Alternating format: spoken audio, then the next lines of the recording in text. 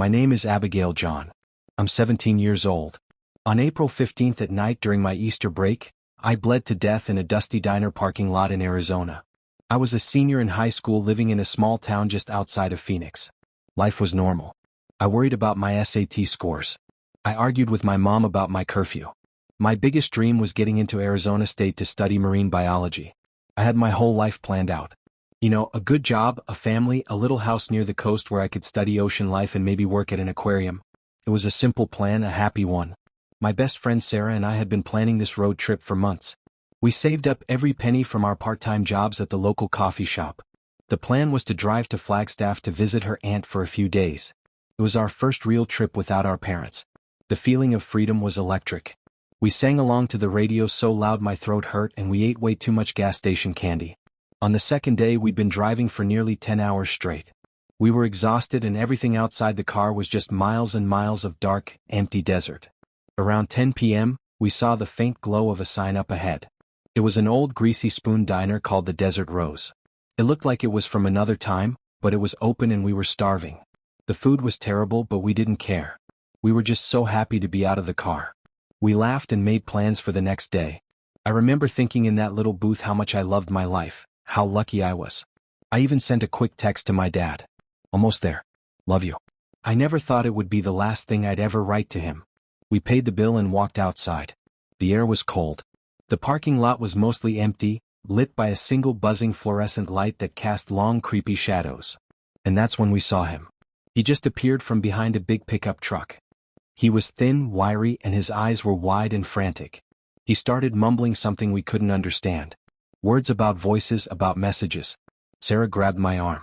My whole body went cold. I've never felt fear like that. It wasn't like in the movies. It was a deep, quiet, paralyzing cold. Just give him your purse, Sarah whispered. But he didn't want our money. He lunged at us. It all happened so fast. 1 second he was 10 feet away, the next he was right on top of me. I felt a sharp burning pain in my side. I didn't even realize I'd been stabbed at first. It just felt like being punched really, really hard. Then I looked down and I saw the blood. Sarah was screaming. Her scream seemed to echo across the entire desert. A car screeched into the parking lot. It was the police. They must have been just down the road. An officer jumped out yelling. The man turned toward the cop and he had something else in his hand. A gun. I heard a loud bang, then another. The man just folded. He fell to the ground not far from me. I tried to stand up, but my legs wouldn't work. I collapsed onto the pavement. Sarah was kneeling over me, crying, her hands covered in my blood. Stay with me, Abigail. Please stay with me. And then everything went quiet. The screaming stopped. The flashing blue and red lights froze in midair. Sarah's face, twisted in a silent scream, was like a photograph. The police officer, his gun still raised, was a statue. Even the killer mid-fall was suspended in the air like a terrible work of art. Time had stopped. I wasn't in pain anymore. I wasn't scared. I was just aware. I felt myself lift up gently like a balloon being released. I floated above my own body, above Sarah, above the entire frozen tragic scene. I could see the dusty parking lot, the half-eaten burgers still on the table inside the diner, the vast starry sky above. I was separate from it all. Then I felt a pull, a gentle but firm tug from behind me and above me. The parking lot, the diner, the world, it all started to shrink, fading away into a tiny pinpoint of light.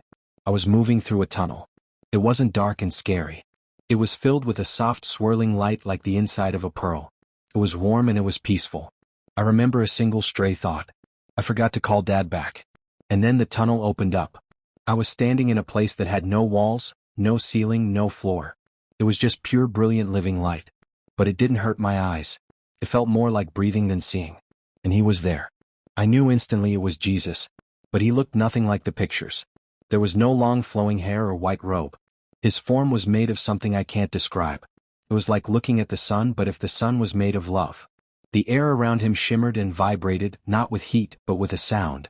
It was a low, beautiful hum that resonated deep inside my chest, calming every fear I ever had. It was the sound of perfect peace, of home. He didn't speak with a mouth. His voice wasn't a sound you hear with your ears. It was a thought, a feeling, a perfect understanding that bloomed directly in my soul. And his voice felt like a memory I had forgotten, the truest thing I had ever known. He looked at me, and in his gaze, I felt no judgment for my mistakes, no anger for my doubts. I just felt known, completely and utterly known and loved. A love so powerful it felt like it was holding every atom of my being together. I started to cry, not from sadness but from relief. The weight of being human, the secret fears, the small jealousies, the silly pride. It all just fell away. I was finally truly myself. But then the scene shifted. Jesus didn't say anything. He just showed me. We were back in the parking lot, but we weren't looking at me. We were looking at my killer. I saw him not as a monster but as a boy. I was shown his life in a series of flashes like a movie reel playing at lightning speed. I saw him as a little kid hiding under his bed while his parents screamed at each other. I felt his loneliness. I saw him in middle school being bullied. The bitterness planting a tiny dark seed in his heart. I saw the wrong choices he made as a teenager. Small at first, a lie here, a stolen item there. Each one made that dark seed grow a little bigger, its roots wrapping tighter around his soul. I saw the whispers. I could literally see them. Dark, shadowy things that would cling to him, murmuring lies into his ear. No one loves you. You're worthless. They all deserve to be punished. He listened to them. He fed them. Over the years they grew stronger. And his own true self grew weaker until their voice was the only one he could hear. My heart ached for him. I felt a confusing wave of pity. I looked at Jesus, expecting him to say something about forgiveness, about love. But we weren't finished. He then showed me something else. He showed me the light. I saw every single chance the man was given to turn around. I saw a kind teacher in the 3rd grade who told him he was smart. He could have held on to that, but he pushed it away. I saw a pastor in a soup kitchen put a hand on his shoulder and say, "God loves you, son." The man just shrugged it off and walked away. I saw his mother, an old tired woman, on her knees by her bed praying for him. Her prayers looked like thin golden threads of light reaching for him across the country. I watched as he in his anger and despair spiritually snipped each thread with his choices. He was choosing the darkness. He was rejecting the rescue. I saw him just a few weeks before he killed me. Sitting in his lonely apartment, he was flipping through television channels. A preacher came on the screen talking about mercy. The man watched for a full minute. I could feel the light of that message touching his heart, a tiny spark of hope. And then I saw him change the channel. He had so many chances, so many moments where he could have chosen a different path, and he rejected every single one. Tears streamed down my face because I understood. It wasn't that God didn't reach for him. It was that he refused to take the hand that was offered. Then Jesus showed me the final scene, the judgment. The man's spirit stood confused and angry in that same place of light where I was. He looked at Jesus and it was like oil and water. The darkness inside him couldn't bear the purity of the light. He physically recoiled, shielding his eyes, screaming in agony. The light wasn't hurting him. It was revealing him. It was showing him the truth of his own soul. And he couldn't stand it. Jesus didn't condemn him. He didn't have to. The man's own life, his own choices were his condemnation. The shadowy things he had listened to his whole life were there with him. And they weren't his friends anymore. They were his jailers. I watched horrified as they wrapped themselves around him. He wasn't cast into a pit of fire. He was dragged away by the very darkness he had invited into his heart. He didn't fall into hell. He ran from heaven. As he was pulled into the utter final blackness, I heard a sound that I will never forget. Jesus wept. It wasn't loud. It was a sound of deep, profound sorrow. The grief of a king who had created a beloved son who had offered him 1,000 chances at life only to watch him choose eternal death. Then Jesus turned his gaze back to me. The sorrow was still in his eyes and he spoke to my soul. "Evil does not begin in the act," he said. "It begins in the heart when mercy is rejected. One small root of bitterness left unchecked can poison the entire soul." Then he showed me another vision. It was America. I saw people in their homes on their phones screaming at each other. Not with their mouths but with their hearts. The air was thick with hatred. Hatred for politicians. Hatred for neighbors who voted differently. Hatred for people they never even met. I saw those same shadowy whispers fanning the flames of anger, telling everyone, "You are right. They are evil. Hate them. Destroy them." And I saw people choosing to listen. I saw them rejecting mercy for their enemies. Just like my killer had rejected mercy for himself. "They are drinking the same poison," Jesus said to me, his voice filled with a powerful sadness. "They think their anger is righteous, but it is a chain and it is leading them to the same darkness." His gaze met mine and it was full of love and purpose. "You have to go back, little one." The thought hit me like a physical blow. Go back. Back to the pain. Back to that broken world full of hate and fear. I never wanted to leave this place.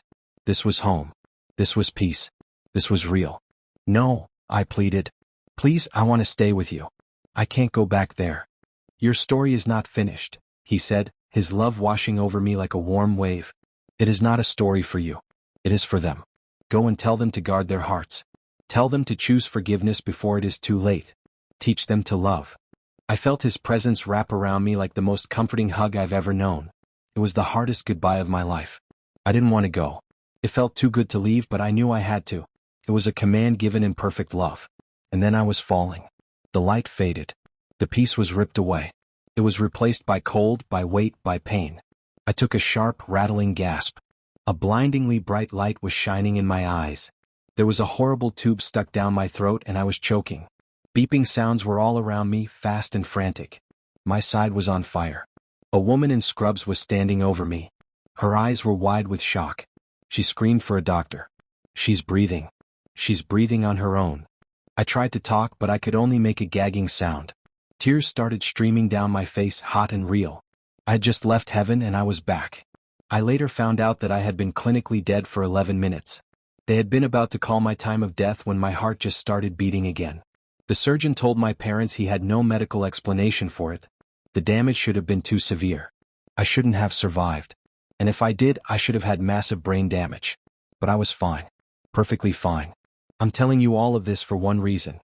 It's the message Jesus gave me to give to you. He didn't ask me to tell you who to vote for. He didn't ask me to tell you which church to go to. He asked me to tell you to look inside your own heart right now. Is there a bitterness there? Is there an unforgiveness you're holding on to? Is there a person or a group of people that you hate? That feeling, that self-righteous anger that feels so good, so justified, that is the poison. It's the whisper. It's the same seed of darkness that grew in the heart of the man who killed me. I know it's hard. Believe me, I know. But you have a choice. Every single day, you are offered chances to let go of that anger and choose mercy. A chance to pray for someone you disagree with. A chance to forgive someone who hurt you. A chance to turn off the news and just love the person right in front of you. Please don't reject those chances. Don't keep cutting those golden threads of grace, because what he showed me is terrifyingly real. Heaven is real. Hell is real. And the choice every single day is ours.